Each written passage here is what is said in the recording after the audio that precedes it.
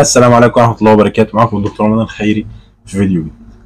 طبعا فيتامينات الأعصاب وحقن الأعصاب من أهم الحاجات الموجودة في الصيدلية، وطبعا معظم الناس سواء مرضى سكر أو ناس بتحس بتعب في الأعصاب أو ناس بتشتغل شغل مرهق أو في تعب أو أي حد يحس إن هو ضعيف شوية يروح الصيدلية ياخد له حقنة فيتامين.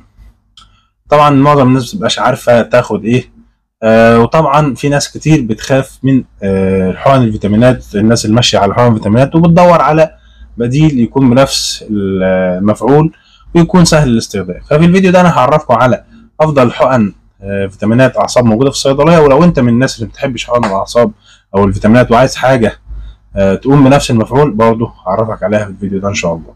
بس قبل ما اكلمكم عايزكم تعملوا لايك للفيديو، تشتركوا القناه لو انتم مش مشتركين اول مره تشوفوني، وتفعلوا جرس التنبيهات. ويلا بينا نعرف انا هكلمكم عن ايه النهارده. طبعا انا هكلمكم اول حاجه عن الحقن، حاجه موجوده في الصيدليه من افضل الحقن الموجوده. طبعا انا بتكلم على المكونات اللي فيها وهي الامنيفورا. الامنيفورا يا جماعه مش بس فيها فيتامين ب، فيها كمان حاجه اسمها الفوليك اسيد اللي بيزود امتصاص الفيتامين ب في الجسم وبتجيب معاها مفعول كبير جدا. الامنيفورا واحده من افضل حقن التهابات الاعصاب الموجوده في الصيدليه. لو انت مريض سكر وبتاخد فيتامينات الاعصاب فهتكون مناسب جدا. لو انت واحد بتروح جيم هيكون مناسب جدا.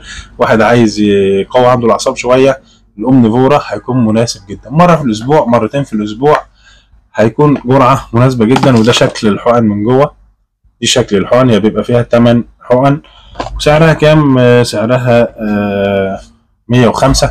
الحقنه ب 10 جنيه ونص طبعا من غير السرنجه. فيها زي ما قلنا فيها اكتر، 1 2 3 4 5 6 7 مواد فعاله بتركيزات حلوه جدا ومفعول كويس جدا. من الحاجات اللي هتجيب معاك مفعول، لان معظم الناس اللي بتاخد ادويه فيتامينات او حاجات لالتهابات الاعصاب ما بتاخدش منها مفعول كويس بصراحه، علشان حاجات كتير جدا. قله امتصاصها في المعده، بيبقى في بعض الادويه اللي بتقلل على او بتقلل من امتصاصها.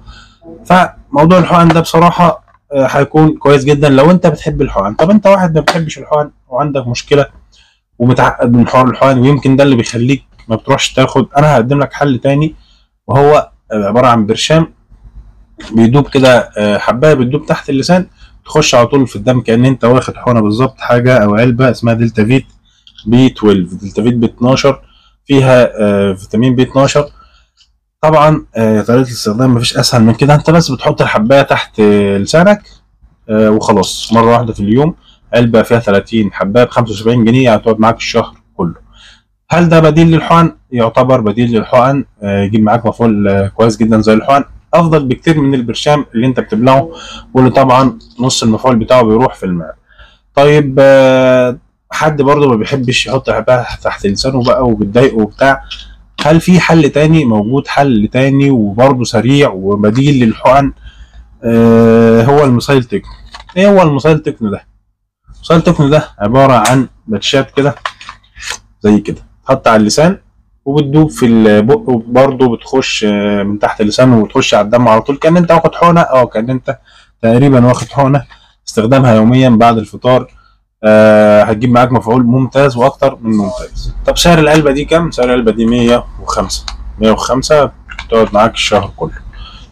يبقى احنا اتكلمنا عن افضل حقن ممكن تستخدمها، النيفورا. طبعا مريض سكر وحد عايز فيتامينات بشكل عام. طب انت دلوقتي زي ما قلنا مش بتحب الحقن، فانت ممكن قدامك الدلتا فيت ب 12. طب انت مش عايز دلتا فيت ب 12، ممكن تاخد المسيل تكنو. باختلاف الاسعار، دي 105 معاك الشهر كله برضو، ودي دلتا فيت ب 12 هتقعد معاك الشهر كله. كذلك الحقن دي ممكن تقعد معاك الشهر كله لو انت هتاخد مرتين في الاسبوع. ولكن هنا المشكله بتكون في موضوع الحقن في حد ذاته، وان انت تكون بتحب الحقن او ما بتحبهاش او عندك مشكله مع الحقن.